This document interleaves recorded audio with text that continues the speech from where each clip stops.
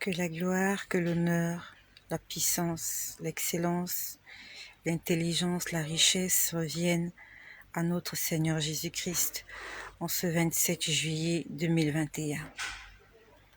Nous sommes en train de nous approcher petit à petit de la fin du mois de juillet. Beaucoup de personnes ont vu l'aurore de juillet, mais beaucoup de personnes ne verront pas le coucher du soleil du mois de juillet. Si tu es encore vivant ce 27 juillet, rends grâce à Jésus-Christ. Il le mérite. Il le mérite sûrement. Tout à l'heure, pendant ma pause déjeuner, j'étais en prière. Et avant que je me mette à prier, j'étais en train de lire la Bible dans le livre de Genèse. J'étais en train de méditer Genèse. Et pendant que je méditais le livre de Genèse, j'ai entendu quelqu'un me parler. J'aimerais te dire que Dieu parle. Si Dieu nous a donné une bouche, c'est parce que lui aussi il en a une. Dieu parle.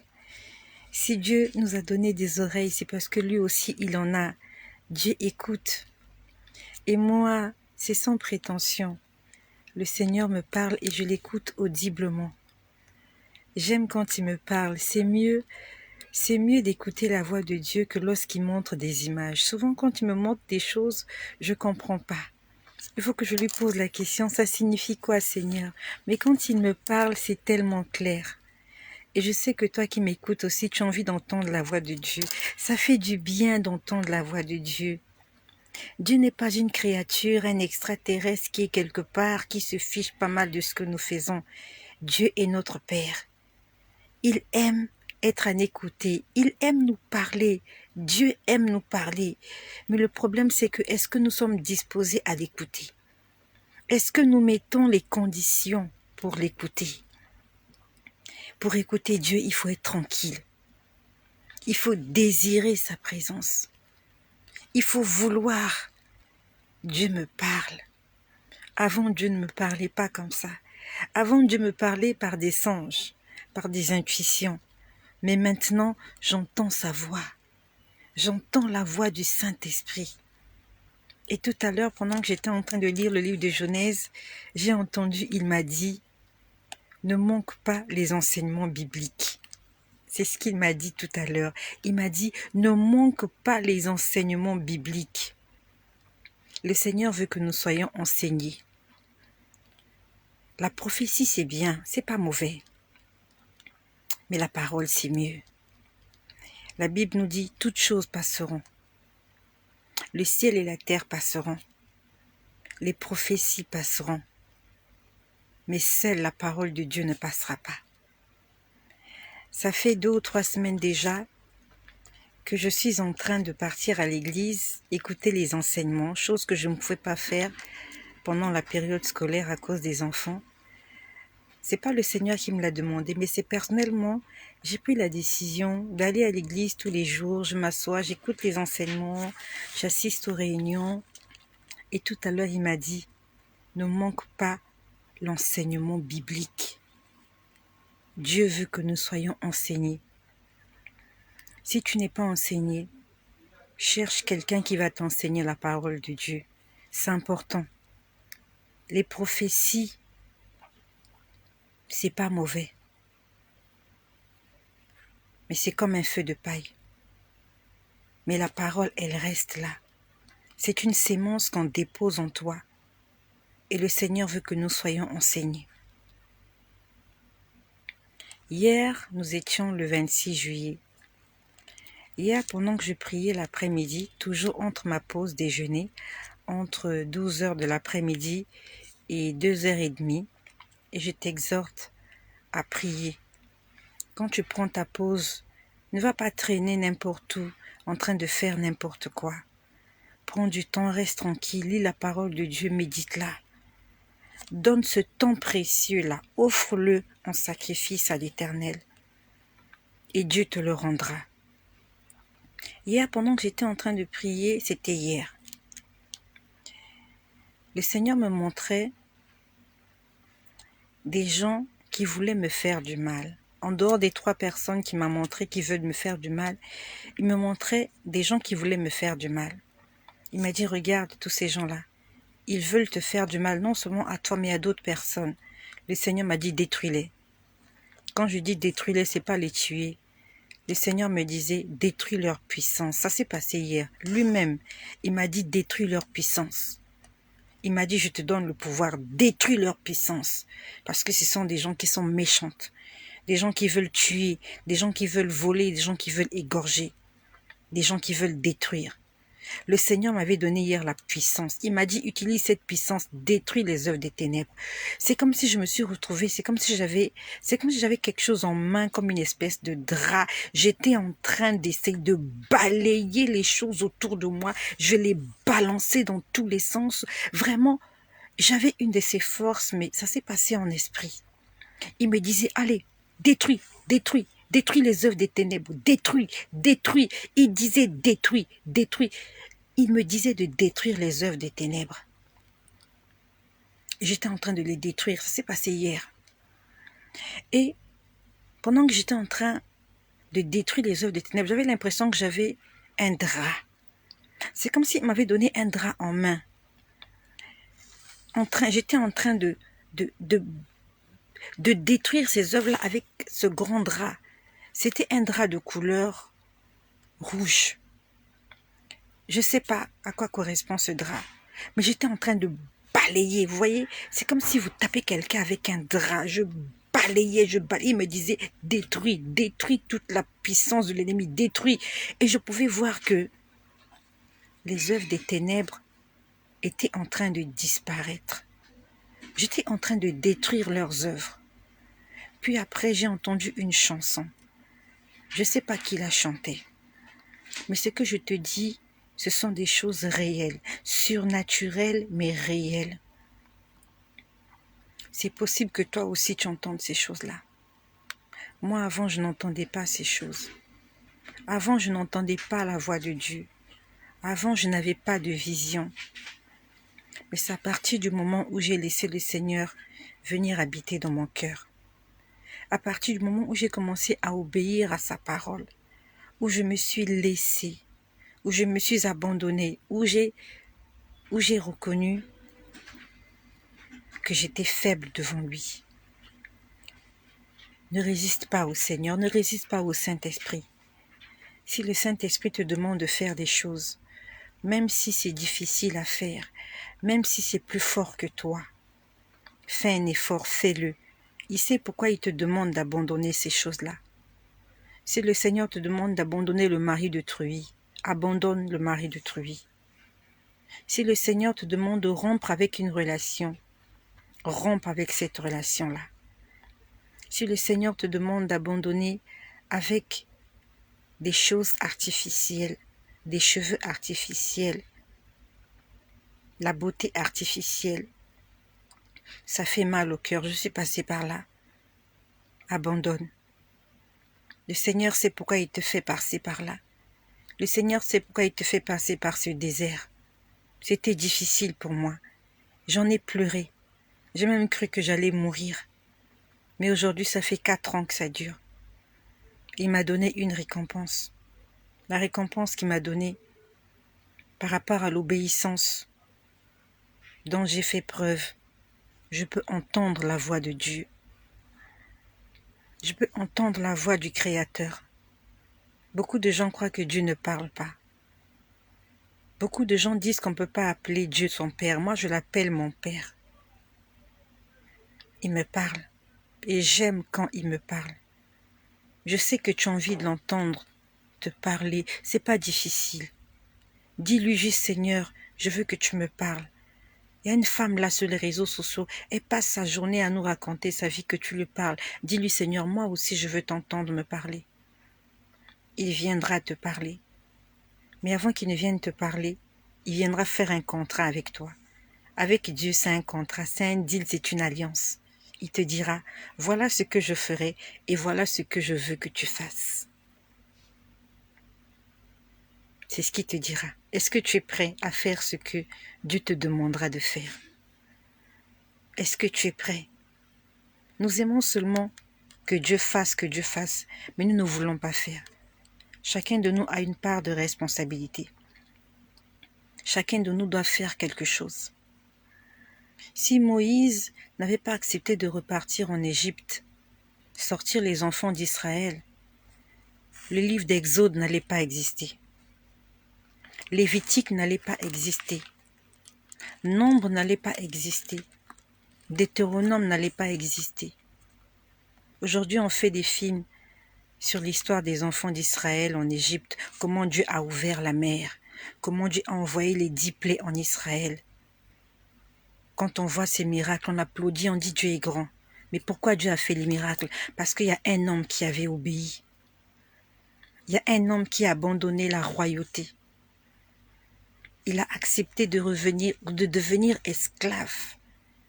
Il a renoncé aux richesses du monde pour être au service de Dieu. C'est pour ça qu'aujourd'hui on parle de Moïse. C'est pour ça qu'aujourd'hui on parle des 10 commandements. C'est pour ça qu'aujourd'hui on parle de la traversée dans la mer Rouge. Parce qu'il y a un homme qui a obéi. Si tu veux qu'on parle de toi, et si tu veux que Dieu te parle, tu dois obéir. Le problème chez nous, c'est qu'on n'aime pas obéir. On ne veut pas obéir. On ne veut même pas savoir ce que Dieu veut. Nous, on veut que Dieu sache ce que nous voulons. Il est Dieu, mon ami. Toi et moi, nous sommes des hommes, nous sommes passagers. Le visage là, la peau là, un jour, tout ça va disparaître. Mais Dieu reste éternel. Je sais que tu as envie de l'écouter, mais il y a des choses que tu dois faire. Obéir, te donner tout entièrement, t'abandonner au Seigneur. Et tu vas le laisser. Laisse-le te façonner à son image. N'endurcis pas ton cœur. Dieu ne te parlera pas si tu continues à fréquenter les bistrots, les boîtes de nuit. Dieu ne te parlera pas si tu passes ton temps à critiquer, à murmurer, à juger, à insulter, à condamner. Dieu te parlera quand tu feras de lui ton ami. Dieu veut être ton ami. Dieu veut être l'ami de tout le monde. Et je suis heureuse aujourd'hui parce que Jésus-Christ est mon ami. Quand je lui pose une question, il me répond. Même s'il ne me répond pas le jour même ou la minute même, je sais qu'il me répondra toujours. Donc hier, pendant que j'étais en train de détruire toutes les œuvres des ténèbres, j'entendais une chanson. La chanson disait « Même si ils ont dit que tu ne vas pas réussir ». Et cette chanson n'était pas seulement destinée à moi, cette chanson t'est destinée. Ce que je vous dis, je vous parle sous le contrôle du Seigneur. J'entendais la chanson. J'ai des milliers de mélodies dans mon téléphone. J'ai des milliers de mélodies que j'écoute. J'écoute des chansons que les gens chantent. Ce sont des anges qui chantent. Des chansons. J'entends des chansons. J'entends des mélodies. J'entends des paroles. J'entends des choses avec mes oreilles. Dieu a des oreilles et il écoute tes prières. Et il veut t'exaucer et il va t'exaucer. N'arrête pas de prier. Mieux encore, obéis-lui. La chanson disait exactement ceci. Même s'ils ont dit que tu ne réussiras pas. C'est accompagné par des instruments. Ça s'est passé hier, le 26 juillet. C'était accompagné par des instruments. Quand je dis des instruments, j'entendais le son de la guitare. J'entendais le son du piano. Et ce que je dis, je parle sous le contrôle du Saint-Esprit, que c'est la vérité. Ça disait, même si les gens ont dit que tu ne réussiras pas. J'entendais din din din din. Même si les gens ont dit que tu ne mettras pas au monde. Din din din din. Jésus-Christ est merveilleux. J'entendais le son din din din din. Même si les gens ont dit que tu ne te marieras pas. Din din din din. Même si les gens ont dit que tu ne travailleras pas. Din din din din. Même si les gens ont dit que tu vas mourir. Après on dit, moi l'Éternel, je dis que tu vaincras. C'est ce que disait cette chanson. C'était accompagné par des instruments. J'étais assise. je travaille, j'ai une activité professionnelle. Et voilà, je passe midi dans les bâtiments où je travaille et j'ai trouvé un endroit où je reste en prière. Autour de moi, j'avais des collègues, bien sûr, qui n'étaient pas à côté de moi, mais moi, j'entendais des gens chanter. Eux, ils n'entendaient pas les gens chanter. Moi, j'entendais les gens chanter. Et la personne disait, même si tu ne réussiras pas, même si ils ont dit, pardon, même si ils ont dit que tu ne réussiras pas, même si ils ont dit que tu ne guériras pas, même si ils ont dit que tu ne mettras pas au monde, même si ils ont dit que tu ne travailleras pas, moi je dis que tu vas réussir. Moi je dis que tu vas réussir. C'est ce que la chanson disait. Moi je dis que tu vas réussir. Puis après il y a eu une deuxième chanson. La deuxième chanson disait, Jésus a vaincu Satan. À la croix, Jésus a vaincu Satan. Dans la tombe, Jésus a vaincu Satan. Jésus a vaincu Satan. Satan est vaincu. Satan est vaincu. Jésus a vaincu Satan.